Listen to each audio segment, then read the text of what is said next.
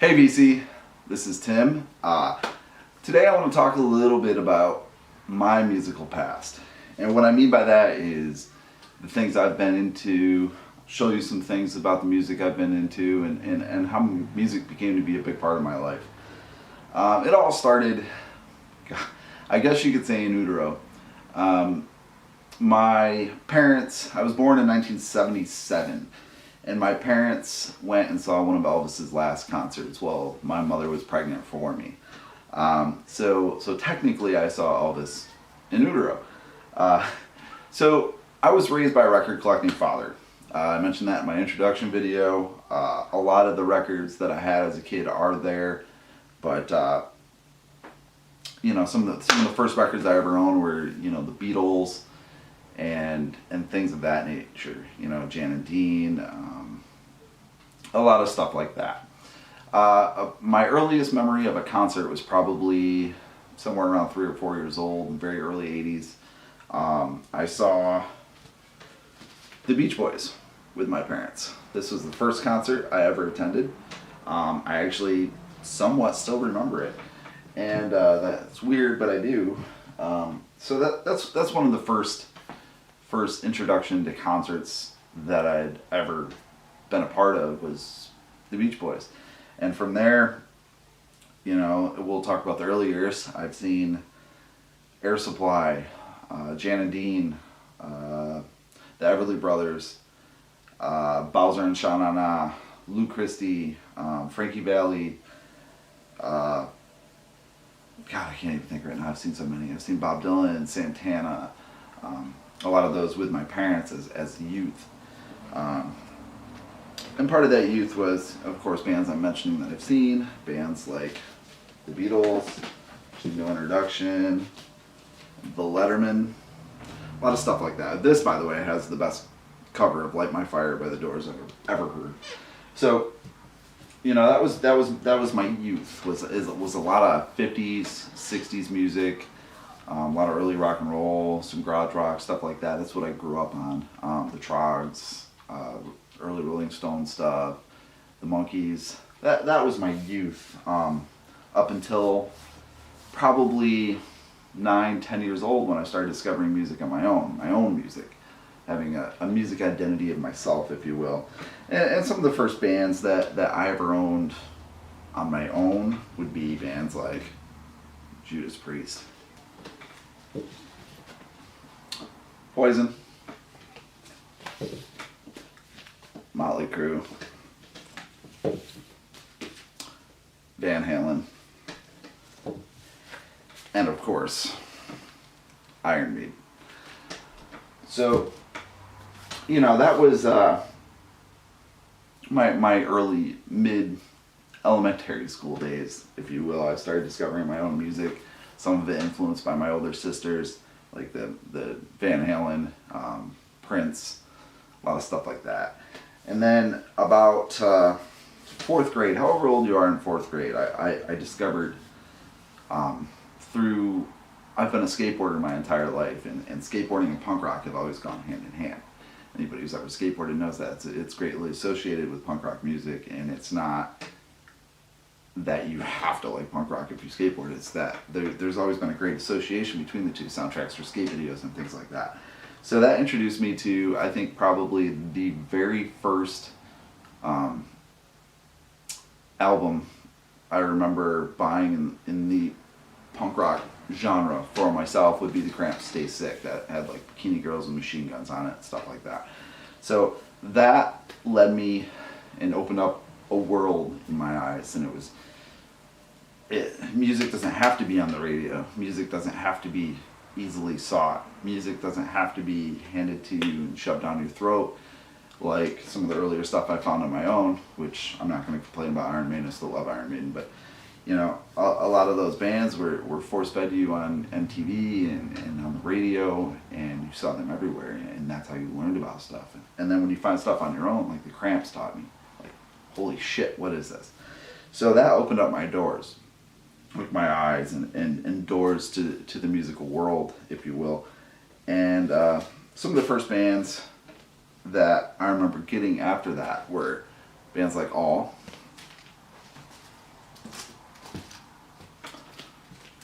Bad Brains. The Minutemen. The Misfits. Dinosaur Jr. And Bad Religion. Really Bad Religion stuff. Jump ahead to high school. In high school, I continued with that genre, and granted there were other things in between, but that genre is what powered my adolescence, if you will, and it continued from there with bands like Pennywise and more Pennywise. I want to show this one because it's one of my favorites. Bands like NoFX.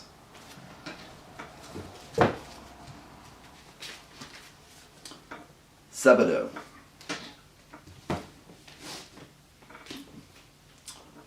Sonic Youth.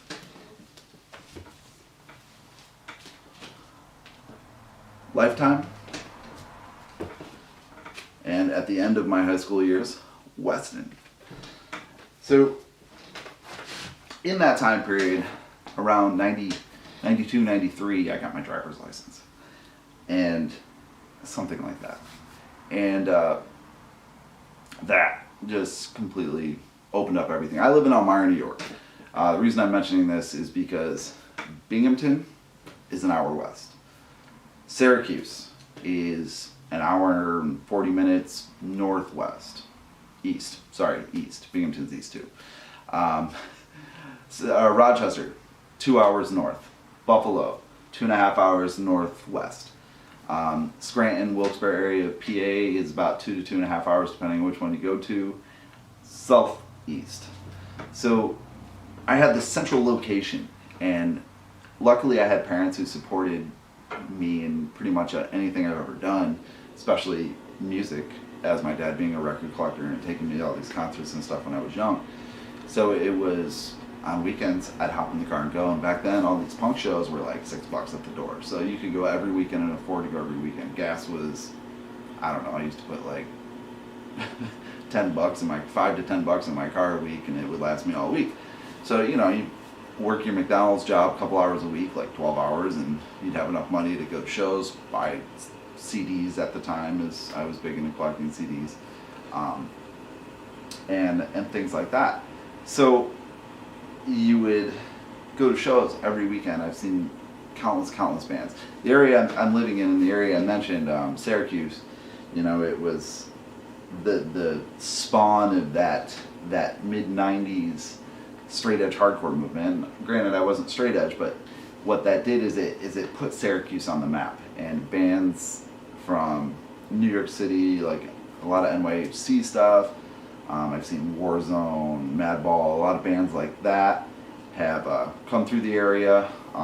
Syracuse had its own music, a lot of music, like I said, that straight edge hardcore movement, but bands like Path of Resistance, Earth Crisis, they all came out of that region. Syracuse also in the mid to late 90s started a music fest called Hellfest, and that was it was 3 days of just hardcore metalcore. I hate that term, but I don't know what else to say. Bands like Poison the Well, Shai Hulud, The Haunted. I've seen all those bands in Syracuse at Hellfest or other various shows. Rochester had a somewhat decent music scene. I can remember one of the venues that's a staple being a place called the Penny Arcade. And I've seen a lot of bands there, and even, relatively lately I've seen a lot of bands there. Buffalo had bands like Snapcase, Every Time I Die. I've seen Every Time I Die 10 or 15 times, I don't know, over the years. From Burial Plot Bidding Wars to the latest album. So, I lived in a good location for music, I should say. Not in my town per se, because not here, but within 2 hours in pretty much any direction, I could see numerous things. So I've seen a lot of good bands and I wouldn't change it for the world. It's opened my eyes to a lot of good music. And towards the end of high school, after high school, I kept on with the independent style of music theme. And granted, there's always been some majors in there. I'm not gonna deny that and say there were no majors in my life. There have been, for sure. Bands like I dig it out, but in the '90s at some point I liked Lisa Loeb and things like that. So those bands were in there too. But after high school, or the late '90s, let's say, bands like Sunny Day Real Estate, Thursday. This is actually an older album, but I got into them around that time period. Reverend Horton Heat. And then to today, music like Okkervil River, Florence and the Machine, stuff like that. So there's been a lot of stuff over the years that I've been into, and I feel especially '90s punk rock had the biggest impact on my life, and probably because that was the stretch when I got my driver's license and I got to see those shows and I got to go, do what I wanted to do. I mean, New York City's 4.5 hours. You can make Philly in 4 hours. I've seen countless shows. In fact, if there's a band from that time period in that scene, more than likely I've seen them. And I'm not saying that to sound cocky. I'm just saying that that's the opportunities I had as a high school teenager. So I've definitely lived my life. I've seen a lot of bands. I've met a lot of friends through music, band members, things like that. There's people that I still talk to this day that were members of bands in the late '90s that I still talk to. And I've met a lot of good lasting friendships through music, and music has been an extreme part of my life. And so I guess what this video breaks down to is I got to show a little bit of vinyl. I got to tell you about my musical history and basically just say thank you to music for being there and being such a part of my life. And I hope everyone in the BC can understand that and has something relative that they can discuss. So if you have a great moment that you can think about musically, like something that just opened your eyes to a whole new genre, or maybe a concert that's hit you in just the right way, leave it in the comments below and tell me about it. I'd like to know, because I think that's what this vinyl community is for, is sharing this love and appreciation of music to one another. So with that being said, thanks BC, thank you music. Have a good